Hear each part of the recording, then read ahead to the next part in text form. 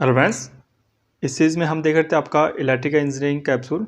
ठीक है, तो इस सीरीज़ में हम केवल उन्हीं टॉपिक को आपका कवर करते हैं जो आपका पीवाईक्यू आपका जो टॉपिक होते हैं या आपका जो आने की संभावना होते हैं। ठीक है, जो आपके इंपॉर्टेंट टॉपिक्स होते हैं आपके कोई भी चैप्टर के, उसी को यहाँ पे डिस्कस करते हैं। ठीक है, यहाँ पे कुछ मैंने इंडेक्स दिए हैं कि क्या क्या यहाँ पे टॉपिक हम क्लियर करने वाले हैं। ठीक है, जैसे नेटवर्क थ्योरम हो गया, इलेक्ट्रोमैग्नेटिक आप देख सकते हो, आपका मटेरियल से लेकर पावर प्लांट, ट्रांसमिशन, जो भी आप अर्थिंग है। ठीक है, लेटेस्ट इसमें जो मैं आपका टॉपिक क्लियर कराऊंगा वो होगा आपका जैसे माइक्रो प्रोसेसर है, जो आपका लेटेस्ट आपका एग्जामिनर का आपका फेवरेट है। ठीक है, पीएलसी, स्काडा एंड ऑटोमेशन इत्यादि, कंप्यूटर फंडामेंटल, आईएमईडी इत्यादि जो भी आपके मेन टॉपिक होते हैं सभी यहाँ पे कवर करेंगे। ठीक है, अभी तक हमने 3 वीडियो यहाँ पे ला चुके हैं। ठीक है, उसका प्लेलिस्ट मैंने बनाया है इलेक्ट्रिकल इंजीनियरिंग कैप्सूल करके। ठीक है, अगर वो नहीं दिखा प्लीज़ उसको जाके देखिए, वो काफ़ी अच्छा है। ठीक है, इसमें हम केवल उन्हीं टॉपिक को कवर करते हैं। आई होप, मैं आशा करता हूँ कि आपने जो भी इसकी जितनी भी इसकी थ्योरी होती है पूरी आपने इलेक्ट्रिकल की थ्योरी कंप्लीट कर ली है। क्वेश्चंस आपने लगा दीजिए। ठीक है, लास्ट में आपका कैप्सूल कैप्सूल आप इसका नाम इसलिए क्योंकि इसमें पॉइंट टू पॉइंट जो भी आपका यहाँ पे इंपॉर्टेंट पॉइंट होते हैं, लेकिन ठीक है उसी को यहाँ पे देखते हैं। कभी कभी क्या होता है कि चैप्टर बहुत लंबा हो जाता है। ठीक है, उसमें हमें समझ नहीं आता है कि हमें क्या पढ़ना चाहिए क्या नहीं पढ़ना चाहिए। आपका कैप्सूल में ये आपके वही टॉपिक मैं डिस्कस करता हूँ जो आपका एग्जाम में आते हैं। ठीक है, डेफिनेटली आपने कहीं ना कहीं आप जब भी उस टॉपिक को देखोगे आपके माइंड में आएगा कि ये क्वेश्चन आपका कहीं ना कहीं आपका बना है। ठीक है, तो ज़्यादा टाइम ना वेस्ट करके हम देखते हैं, आज का स्टार्ट करते हैं। तो कल हमने टू पोर्ट नेटवर्क से लेकर आपका जितने भी आपका थ्योरम्स होती हैं, थ्योरम से रिलेटिव जितने भी आपका ट्रांसफॉर्म इत्यादि होता है, सभी हमने आपका जो एच पैरामीटर होता है, पी पैरामीटर होता है, ठीक है, पाई टी पैरामीटर जितने भी होते हैं सभी हमने यहाँ पे डिस्कस किए। ठीक है, आज हम यहाँ पे डिस्कस करने वाले हैं आपका एसी सर्किट एनालिसिस। ठीक है, तो मोस्ट इंपॉर्टेंट आपका एसी सर्किट जो एनालिसिस है, मोस्ट इंपॉर्टेंट यहाँ पे टॉपिक होने वाला है। ठीक है, जो एसी सर्किट पे जो वर्क करते हैं आपका, ठीक है, एसी सर्किट एनालिसिस कहलाते हैं। ठीक है, इसमें हम विभिन्न देखिए आपने बहुत सारी थ्योरी पढ़ी है आपका जो भी है। ठीक है, यहाँ हम केवल आपका पॉइंट टू पॉइंट पढ़ेंगे। ठीक है, जैसे आपका average and RMS value, periodic आपका जो सिग्नल्स हैं, एवरेज वैल्यू को क्या बोलते हैं आपका, डीसी वैल्यू को ही आपका एवरेज वैल्यू बोलते हैं। देखिए, आपने बहुत सारी थ्योरी में पढ़ी होगी, एवरेज वैल्यू की आपकी आपने डेफिनेशन भी यहाँ पे रटी होगी, लेकिन सिंपल से कभी कभी एग्जाम में आ जाता है कि एवरेज वैल्यू को और क्या बोलते हैं। ठीक है, यहाँ पे हम थोड़ा कंफ्यूज हो जाते हैं, लेकिन इसका आप आंसर क्या देंगे, आपका डीसी वैल्यू को आप क्या बोलते हैं, एवरेज वैल्यू यहाँ पे बोलते हैं। ठीक है, अगर कहीं पे आपने वोल्टेज निकालना है कहीं पे या करंट निकालना है, एवरेज निकालना है, तो आपका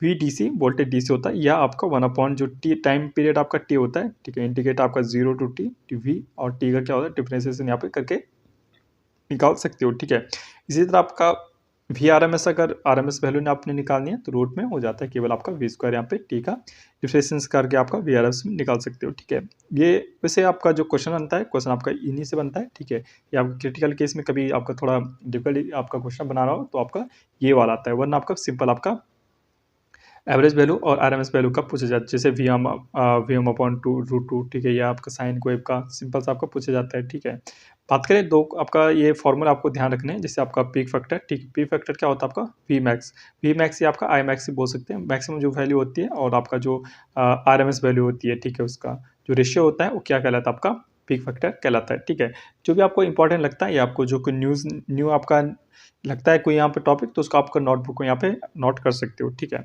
फॉर्म फैक्टर की बात करें, इसी तरह फॉर्म फैक्टर क्या होता है, आपका वी या आपका आई आर एम एस होता है, और आपका वी आपका एवरेज होता है। तो R M S upon average का ही आपका जो रेशियो होता है वो क्या कहलाता है, आपका वी फॉर्म फैक्टर कहलाता है। ठीक है, अगर आपको सिंपली अगर कोई इक्वेशन में अगर आपको दिया गया है कुछ इसी तरह से A naught plus A one cos इत्यादि में, तो अगर आप आर एम एस वैल्यू निकाल रहे हैं तो आपका जो ए नॉट इत्यादि इसका आपका स्क्वायर हो जाता है, प्लस हाफ इंटू जो भी आपकी वैल्यू कॉस या साइन के साथ जो भी वैल्यू आपकी दी होगी उसका स्क्वायर करके आरएमएस निकाल सकते हो। ये मोस्ट इंपॉर्टेंट आपका फॉर्मूला है फ्रेंड्स, इसको हल्के मत लीजिए, इसको इंपॉर्टेंट मार्क कर लीजिए और कहीं पे नोट कर लीजिए। फॉर्मूला बहुत ज़्यादा इंपॉर्टेंट है आपका। इक्वेशन आते हैं, वो जमाना गया जब सिंपल आपका क्वेश्चन आते थे, अब आपका इक्वेशन के रूप में कॉस साइन थीटा में आपका यहाँ पे क्वेश्चन आते हैं, और आपका आरएमएस निकालने के लिए बोला जाता है। ठीक है, ये इंपॉर्टेंट टेबल है, यहाँ से आप एक नंबर यहाँ पे कंफर्म करके चलिए कि एक नंबर आप कंफर्म यहाँ पे करके जा रहे हैं यहाँ पे। ठीक है, जैसे आपका टाइम डोमेन सिग्नल की बात करें तो ये आपकी साइन वेव है। ठीक है, आपको बता दें यहाँ पे आपका वी मैक्स बन रहा है, ये नेगेटिव में वी एम बन रहा है,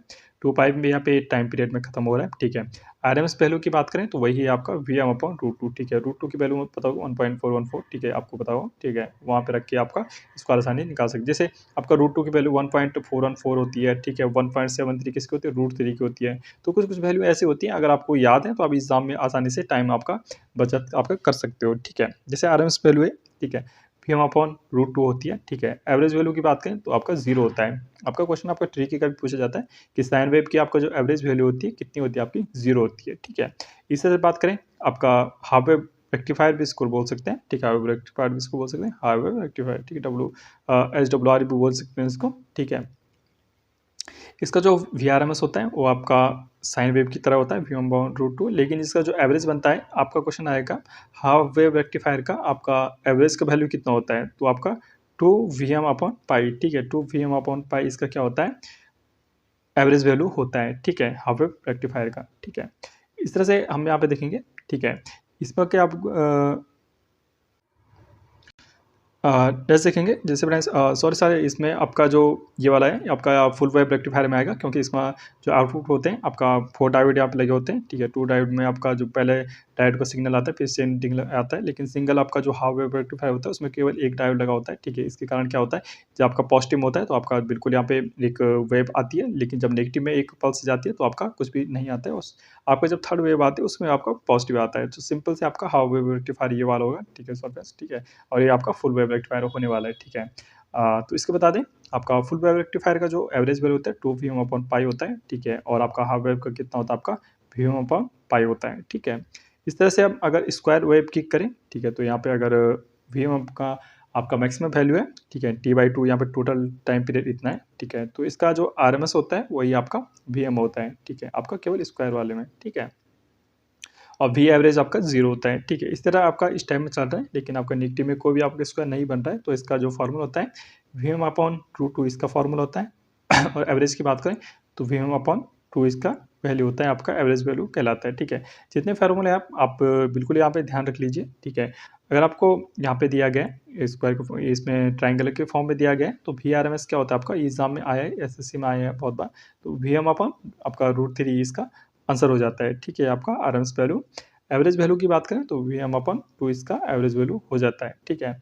इस तरह से बात करें, ये आपका साउथ टूथ इसको बोलते हैं, ठीक है, साउथ टूथ वेब इसको बोलते हैं, साउथ आपको साउथ टूथ वेब, ठीक है, इसको ध्यान रखना है, इसको वेब को बोलते हैं।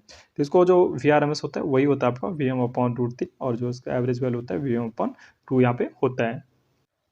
अब नेक्स्ट पढ़ने वाले हम आपका फेजर डायग्राम, ठीक है। आई होप आप जब आपने यहाँ पे थ्योरी कंप्लीट की होगी आपकी, ठीक है, तो वहाँ पे आपने फेजर डायग्राम पढ़े होंगे, जहाँ पे आप पहले आर का पढ़ा होगा सर्किट, ठीक है। इस बार आपका RC का पढ़ा होगा, ठीक है। उसके बाद आपका RLLC का पढ़ा होगा, ठीक है। क्या क्या बिहेवियर होता है, कैसे होता है, सभी आपने, आई होप मैं आशा करता हूँ कि आपने सभी पढ़ा है। ये आपका कैप्सूल सीरीज है, केवल इंपॉर्टेंट पॉइंट ही हम यहाँ पे डिस्कस करने वाले हैं, ठीक है। जैसे आपका आर में तो कोई इतना सिंपल होता है, ठीक है, लेकिन आपका पहले आपका रेजिस्टेंस और इंडक्टर अगर लगाओ, RL लगाओ, तो आपका अगर वोल्टेज यहाँ पे निकालना है तो आपको दोनों के स्क्वायर, जो आर के अक्रॉस जो वोल्टेज है और जो आपका इंडक्टर के अक्रॉस वोल्टेज है, उनका स्क्वायर करके रूट में जो आंसर आता है वो क्या होता है आपका वी वोल्टेज होता है आपका RL के अंतर्गत, ठीक है। वोल्टेज ड्रॉप की बात करें आपका केवल रेजिस्टेंस के अंतर्गत, तो IR, ठीक है, करंट इनटू रेजिस्टेंस का फॉर्मूला होता है। आपका वोल्टेज की बात करें आपका इंडक्टर की प्रति, ठीक है, तो आई एक्सएल, आई करंट एक्सएल इसका जो रिलक्टेंस होता है, और 90 डिग्री, ठीक है, 90 डिग्री इसका क्या कर रहा है कि आपका आपका करंट क्या कर, वोल्टेज क्या कर रहा है आपका, लीड कर रहा है, ठीक है।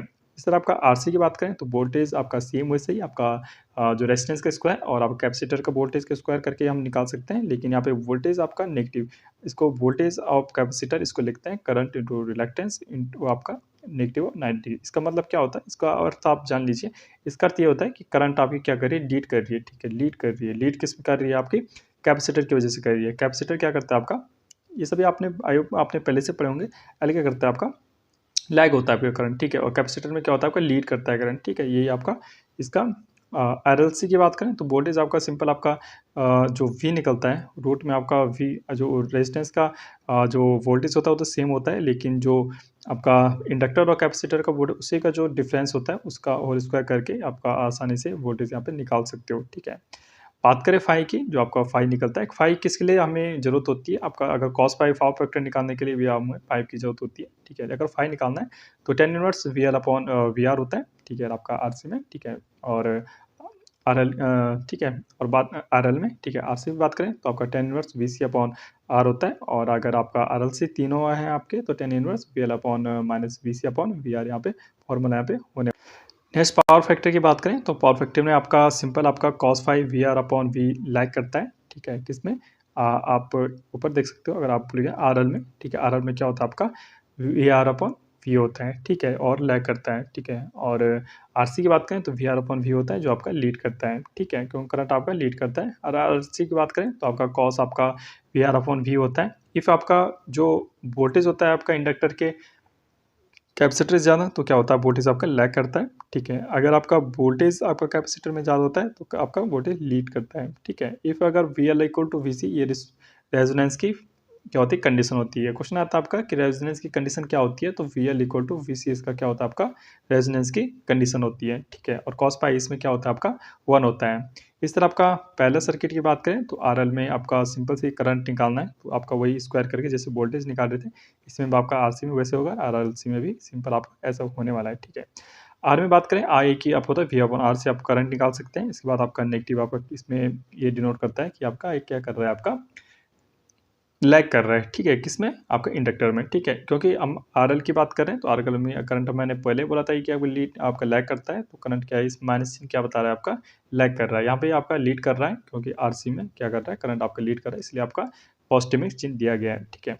कॉस पाई की बात करें तो I R upon I lag कर रहा है, कॉस पाई में आई आर अपॉन आई, ठीक है, कॉस पाई में आई आर अपॉन आई यहाँ पे लीड कर रहा है, ठीक है।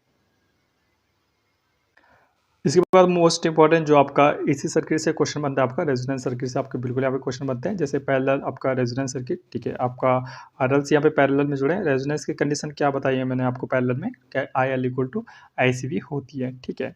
बात करें करंट की तो इनमें मिनिमम होती है, क्योंकि क्या होता है, जेड क्या होता है, आपका मैक्सिमम यहाँ पे होता है, ठीक है। जेड इक्वल टू आर आपका मैक्सिमम होता है, इसका वाई क्या होता है, आपका मिनिमम यहाँ पे होता है। Resonance in parallel R circuit की बात करें तो ये आपका फॉर्मूला है, ये आपको ध्यान रखना है, किसी तरह आपको किसी तरह से ओमेगा इक्वल टू 1 अपॉन जो रूट आपका एल सी होता है, फिर में आपका R L square minus L upon C, R C square minus L upon C radian पर सेकेंड में आपका फॉर्मूला होने वाला है, ये आपको किसी भी तरह आपको ध्यान रखना है, ठीक है। बात करें आगे आपका ओमेगा की, तो ओमेगा अगर आपका ओमेगा नॉट से आपका कम है तो आपका पावर फैक्टर लैग होता है, और आपका जो एडमिटेंस होता है वो आपका इंडक्टिव कंडीशन का होता है। इस तरह ओमेगा अगर आपका ग्रेटर देन है ओमेगा नॉट से तो आपका, ठीक है, तो कैपेसिटर में क्या होता है, आपका लीड करता है, ठीक है। इस तरह आपका एक किस कंडीशन का हो जाता है, आपका एडमिटेंस, ये आपका कैपेसिटर कंडीशन का हो जाता है, ठीक है।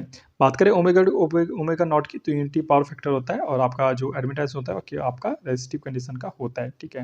इस तरह से फॉर्मूला देख सकते हो आप, सभी आपको याद करने हैं, ठीक है। आपका से डायरेक्ट क्वेश्चन आते हैं, ठीक है। ओमेगा नॉट का ओमेगा नॉट क्वेश्चन में आता है, ओमेगा नॉट इक्वल टू क्या होता है, तो आपका इक्वल टू होता है रोड आपका ओमेगा 1 अपॉन इंटू ओमेगा 2, ठीक है।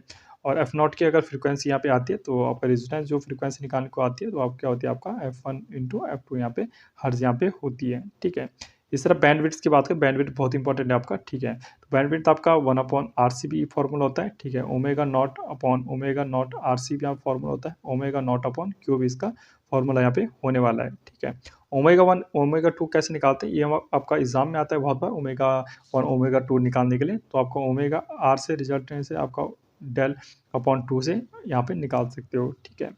क्वालिटी फैक्टर ये मोस्ट इंपॉर्टेंट, ठीक है फ्रेंड्स, ये क्वेश्चन आता है आपको क्वालिटी फैक्टर से क्वेश्चन आता है, ये आपका मोस्ट इंपॉर्टेंट है, ये आपको ये ध्यान रखना है, ये आपका जो यहाँ पे क्वेश्चन है आपको ध्यान रखनी है, जैसे 2 pi into maximum energy stored in the circuit, ठीक है। 2 pi into maximum energy stored in the circuit, maximum energy store कर रहा है सर्किट में upon total energy dissipated by the circuit, ठीक है। तो 2 पाई मैक्सिमम एनर्जी कितना स्टोर कर रहा है वो सर्किट में upon total energy dissipated by the circuit, कितनी एनर्जी वो इसमें गंवा रहा है, ठीक है। यह आपका क्वालिटी फैक्टर आपका क्या होता है, जो क्वालिटी फैक्टर है आपकी equal to R upon XL या R upon XC equal to omega C R, ठीक है। ये आर आपका R root C upon L इत्यादि सभी आपका फॉर्मूला हो सकते हैं, या क्वालिटी फैक्टर इक्वल क्या होता है, F upon quality factor upon F upon आपका बैंडविड्थ इसका फॉर्मूला होता है। कभी को क्या होगा, दो चीज़ों की वैल्यू दे देगा और तीसरा आपको यहाँ पे निकालने के लिए बोला जाएगा, ठीक है। It is current magnifier circuit, ठीक है। At resonant Z equal to R and Z equal to L on C R, या इसको टैंक सर्किट बोलते हैं, ठीक है। आता है क्या होगा, टैंक सर्किट के यहाँ पे इक्वेशन क्या है, तो Z equal to upon 1 L upon C R, इसका क्या होता है फॉर्मूला होता है आपका टैंक सर्किट का, ठीक है। Become purity resistive circuit. अब पहले रेजिस्टेंस सर्किट बिहेव आज band stop filter for band stop filter, ठीक है। इसको अगर आप बहुत डीपली पढ़ना चाहते हो तो आप इसको भी आपका ध्यान रख सकते हो, ठीक है। सेलेक्टिविटी की बात करें तो अब सेलेक्टिविटी आपका रेजोनेंट फ्रीक्वेंसी अपन बैंडविड्थ ये फॉर्मूला आता है, ये देखिए जे में सिंपल सा क्वेश्चन आपका ये आता है, रेजोनेंट फ्रीक्वेंसी दे देगा, ये आपका बैंडविड्थ दे देगा, आपका सेलेक्टिविटी भी आपका यहाँ पे पूछा जाएगा, ठीक है। अब हम देखने वाले हैं आपका सीरीज रेजोनेंस, ठीक है। आरएलसी अगर आपका सीरीज में यहाँ पे, तो रेजोनेंस कंडीशन क्या होती है, एक्सएल इक्वल टू एक्सी होता है, ठीक है। आई क्या होता है आपका मैक्सिमम होता है, क्योंकि आपका जेड इक्वल टू जेड तो आपका सिंपल ही का V L equal to V C हो जाएगा, तो जेड में आपका केवल आर बचता है, इसलिए आपका करंट क्या होता है आपका मैक्सिमम होता है, ठीक है। ओमेगा की बात करें तो ओमेगा को 1/√LC होता है, ठीक है। या आपका रेजोनेंस फ्रीक्वेंसी जो होती है मोस्ट इंपॉर्टेंट आपका आता है फेवरेट है एग्जाम का, तो ओमेगा नॉट इक्वल होता है 1/2π√LC, ठीक है। हर्ज यहाँ पे इस क्वेश्चन आपको ध्यान रखना है, ठीक है। अगर रेडियन पर सेकंड पूछा तो ये आपका, और फिर हर्ज में पूछे तो ये वाला है, ठीक है। ओमेगा अगर ओमेगा नॉट से आपका कम है तो आपका लीड करता है, बिल्कुल कैपेसिटिव कंडीशन होता है। ओमेगा अगर ओमेगा नॉट से ज़्यादा है तो लैग होता है, इंडक्टिव कंडीशन होता है। ओमेगा अगर ओमेगा नॉट है तो यूनिटी पावर फैक्टर जो आपका रेजिस्टेंस में देखने को मिलता है, ठीक है। अब वो याद रखने की बात क्या है, याद रखने की बात आपको केवल ये ओमेगा को बैंडविड्थ आपको याद रखनी है, क्या होता है आपका R/L होती है, ठीक है। और आपको क्वालिटी फैक्टर आपको ध्यान रखना है, क्वालिटी फैक्टर आपको 1/डिसिपेशन फैक्टर होता है। और ये जितने फॉर्मूला है फ्रेंड्स, ठीक है, ये क्वालिटी फैक्टर क्या है, ये सभी आपके कहीं ना कहीं एग्जाम में क्वेश्चन के रूप में आते हैं, ठीक है। जैसे 1/R रूट आपका L/C हो गया, ओमेगा L/R हो गया, 1/ओमेगा CR, ये पर आपका क्वेश्चन है। ये भी आपका क्वेश्चन है, ये भी क्वेश्चन है, ये क्वेश्चन है, तीनों आप अलग अलग फॉर्म में क्वेश्चन बन सकते हैं, ठीक है friends. Net reactive power of series resonance circuit is zero, ठीक है। नेट रिएक्टिव, ये सभी आपको पॉइंट भी ध्यान रखना है। Voltage of series resonance circuit is zero. Phasor angle आपका, ये भी आप फेजर एंकर जीरो होता है। Series resonance circuit voltage magnifier circuit, ठीक है। तो आपका बिल्कुल यहाँ पे पावर की बात करें तो पावर आपकी तीन प्रकार की होती है, ठीक है। एक होती है आपकी रियल पावर, एक आपकी रिएक्टिव पावर, एक अपरेंट पावर, एक कॉम्प्लेक्स पावर, यहाँ पे चौथी पावर भी यहाँ पे होती है, ठीक है। रियल पावर बात करें तो वी आई कॉस फाई होता है, ठीक है। वी आई आपका साइन के साथ मल्टीप्लाई करिए, आपका रिएक्टिव हो जाएगा। अपरेंट की बात करें तो वी आई होता है सिंपल, और कॉम्प्लेक्स की बात करें तो आई कंजुगेट वी होता है। तो मुझे लगता है कि कल से न्यू टॉपिक हम स्टार्ट करने वाले हैं, ठीक है। आज से आज के लिए इतना ही, ठीक है। कल हम, अगर आप सपोर्ट करेंगे प्लीज़, आपका काम इतना ही, प्लीज़ हमारे चैनल को सब्सक्राइब करना, शेयर करना अपने दोस्तों के साथ ज़्यादा से ज़्यादा। अगर आप सपोर्ट करेंगे तो ये सीरीज़ आपकी कंटिन्यू रह सकती है। Okay friends, stay tuned, thank you.